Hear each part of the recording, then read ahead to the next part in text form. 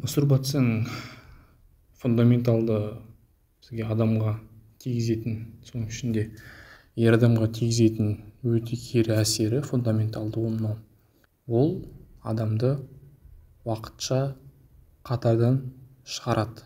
Яғни адам орысша айтқанда не боеспособный болып қалады. Себебі адам өзінің ұрығын шығарған кезде ол не болады? Бұл жерде мына нәрсе. Адамда уақытша, к счастью, уақытша адамда әлсіздік пайда болады. Осы видео, осы қазіргі айтатын тақырып ол осы физикалық және менталды күш туралы болады. Енді мынау адамда ұрық шыққан кезде, ол кезде адамның қуат көзі болып есептелетін ең басты гормон ол тестостерон. Тестостерон үлкен мөлшерде отын секілді жағылады осы ұрық шыққан кезде. Ал енді ол ер адамның жұмыртқасында пайда болып, және сол арқылы қанға түседі, қан арқылы бүкіл денесіне тарайды. Және осы тестостерон қаншалықты көп болса, соншалықты оның физикалық күші қуатты, яғни оның бұлшық еттері қуатты болады, оның физикалық күші көп болады.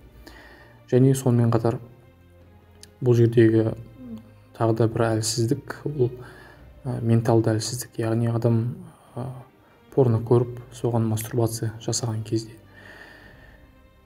ол менталды түрде, орысша айтқанда рассеянный, яғни фокусын жоғалтып алады. Мысалға адам воздержаниеде болған кезде ол өзінің жолындағы барлық нәрсені жандырып өтетін, сондай із қалдыратын лазер болатын болса, ол мастурбациямен айналысып, жаңағы өзінің ұрығын шашқаннан кейін ол лазерден лампочкаға айналады. Яғни лампочка ол жанады, бірақ айналасын бәрін андай біркелкі жандырады, біркелкі жарық түсіреді, бірақ та ондай бір күйдіріп өтетін, ондай бір жол салмайды, лазер сияқты ондай күш болмайды.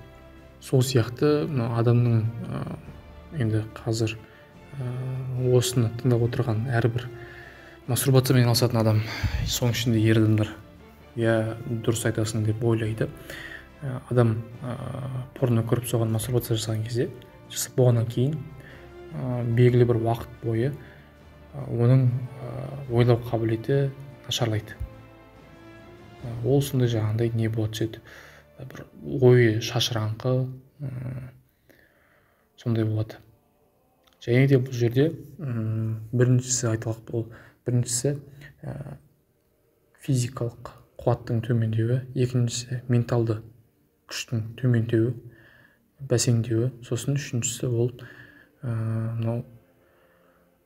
руханилықтың төмендеуі, яғни адамда қаншалықты өмірлік энергия көп болса, соншалықты оның бойында руханилық болады.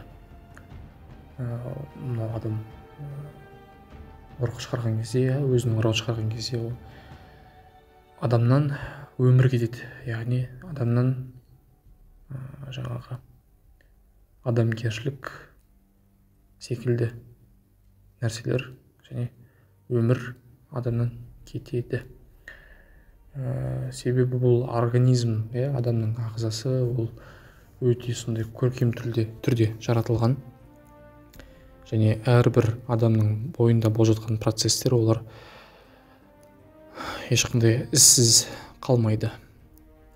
Және де айтайын деген нәрсе мынау, осы порнографияның енді әрине кім қалайды сол көргісі келсе көреді, оған ешкімге тосқауыл бола алмаймыз, бірақ осы нәрсені түсіну керек.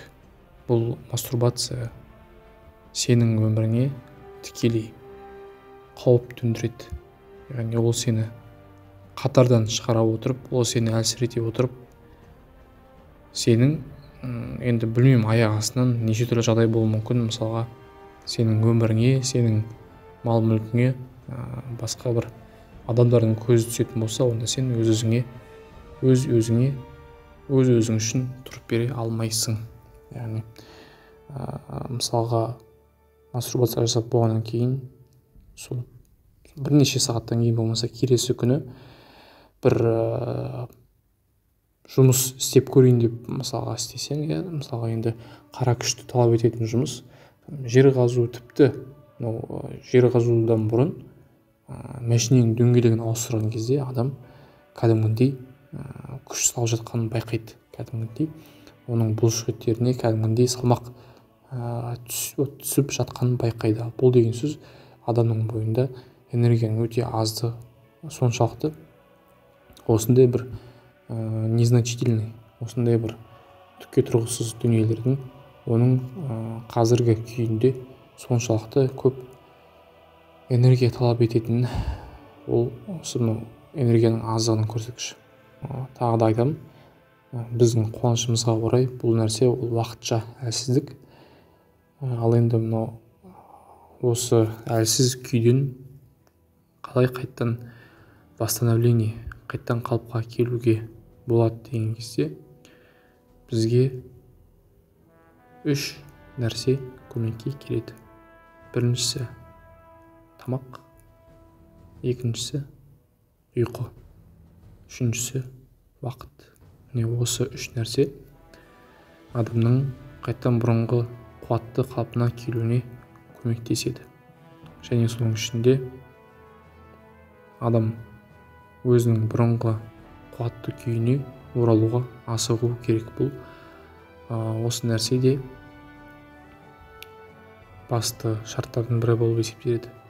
Яғни осы қазіргі жиіркенішті өзінің күйінен барынша тезірек арылып, мысалға сіздің үстіңізге шаң қонса, болмаса үстіңіз бір күйе болатын болса, сіз одан барынша ерте құтылуға асығасыз, жуынып жаңағыдай тазаруға асығасыз. Сол секілді адам осы мастурбация жасап қойғаннан кейін ол өкінбеу керек.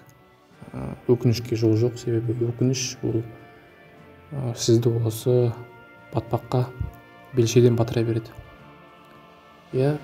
Қателік жасағаннан кейін мойындау керек, әрине, мен қателік жасадым, енді келесі жолы жасамауға тырысамын деп, осы өзінің қайтадан сол бұрынғы күйіне оралуға асығу керек. Өмір тым қысқа,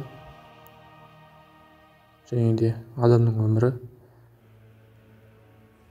порно, және де мастурбация, дрочка, уақытты босқа жіберу, ол адамның өмірі ол үшін арналмаған, және ол нәрселер адам өзінің өмірін жұмсауға не стоит.